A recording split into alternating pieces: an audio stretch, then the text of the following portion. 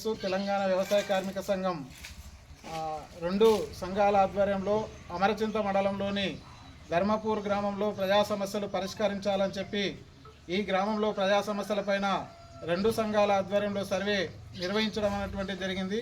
ఈ గ్రామంలో ఉన్నటువంటి ప్రధానమైనటువంటి సమస్య ధర్మపూర్ గేటు నుండి గ్రామంలోకి ఆర్ఎంబి రోడ్డు వెంటనే ప్రారంభించాలని చెప్పేసి కూడా ప్రధానమైనటువంటి డిమాండు.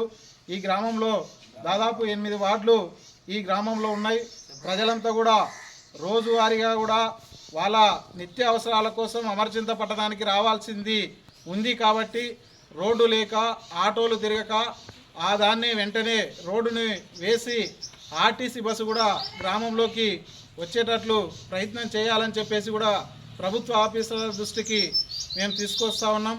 అట్లాగే గ్రామంలో 8 వార్డులలో ఎక్కడైతే వీధి లైట్లు లేవో వీధి లైట్లు వేయాలని చెప్పి దోమల బెడద అట్లాగే బ్లీచింగ్ పౌడర్ కూడా రెగ్యులర్గా వేయాలని చెప్పి గ్రామం నుండి చంద్రగట్టు వెళ్ళేటటువంటి దారిలోని కూడా అది కూడా సీసీ రోడ్డు వేయాలని చెప్పి అట్లాగే భూత్పూర్ రిజర్వాయర్ నుండి ఈ గ్రామంలోకి ఉన్నటువంటి రైతులకందరూ కూడా పంట పొలాలకు నీళ్ళు ఇచ్చి రైతాంగాన్ని ఆదుకోవాల్సినటువంటి అవసరం ఉంది. కాల్వలు తోగి పెట్టిండ్రు, అయినప్పటికీ కూడా ఇప్పటి వరకు కూడా ఈ గ్రామానికి రిజర్వాయర్ నుండి వాటర్ కూడా రాక కూడా రైతులు తీవ్ర ఇబ్బందులు పడతా ఉన్నారు. కాబట్టి రిజర్వాయర్ నుండి కూడా పంట పొలాలకు నీళ్లు అందించాలని చెప్పేసి కూడా మేము రైతు సంఘంగా డిమాండ్ చేస్తూ ఉన్నాం. అట్లాగే ప్రజా సమస్యలు ఈ గ్రామంలో స్థానికంగా పంచాయత్ సెక్రటరీ గారికి కూడా ఈ సమస్యలపైన సార్కి ఇప్పుడే పంచాయతీ ఆఫీసులో కూర్చొని మాట్లాడడం అనేటువంటిది జరిగింది.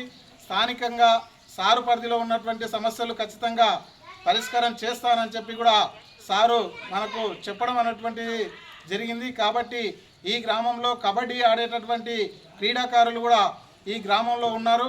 వాళ్ళకు కూడా ప్రభుత్వ భూముల్లో వాళ్ళకు క్రీడాకారులకు క్రీడలు ఆడేటటువంటి కోసం ఆ స్థలాన్ని కూడా ప్రభుత్వం నుండి కొనుగోలు చేసి ఆ క్రీడాకారులను కూడా దృష్టిలో పెట్టుకొని ఈ గ్రౌండ్ కూడా ఏర్పాటు చేయాలని చెప్పేసి కూడా ప్రధానమైనటువంటి డిమాండ్ చేస్తూ ఇప్పటికే పంచాయత్ సెక్రటరీల ఆధీనంలో పంచాయతీ ఆఫీసులు ఉన్నాయి. కాబట్టి ప్రభుత్వం వెంటనే స్పందించి గ్రామాల్లో పలు సమస్యలు ఖచ్చితంగా పరిష్కారం చేయాలని చెప్పేసి కూడా తెలంగాణ రైతు సంఘం ఏఐకేఎస్గా డిమాండ్ చేస్తూ ఉన్నాం.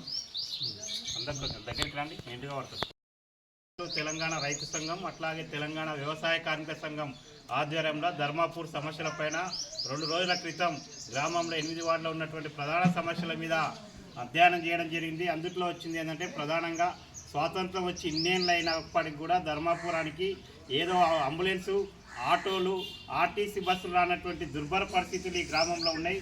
స్వాతంత్రం వచ్చిన ఇన్నేళ్ళకు కూడా ఇటువంటి సౌకర్యం లేకపోవడం అనేది దుర్మార్గమైంది.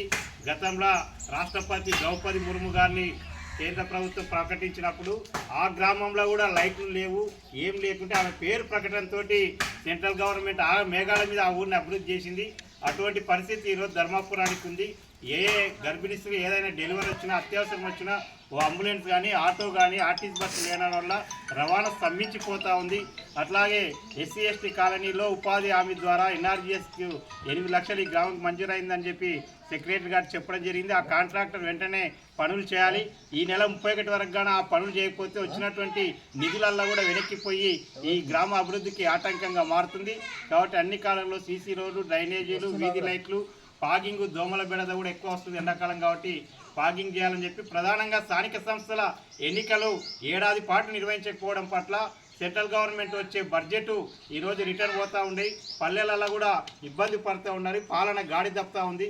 కాబట్టి వెంటనే స్థానిక సంస్థల ఎన్నికలు కూడా నిర్వహించి ఈ 2 కోట్ల రూపాయలు ఏదైతే ధర్మాపురం బీటీ రోడ్ శాంక్షన్ అయిందో వాటిని కాంట్రాక్టర్ త్వరగా వెంటనే పనులు ప్రారంభిస్తే ఈ గ్రామం అభివృద్ధి దిశగా పరుగులు పెడుతుంది.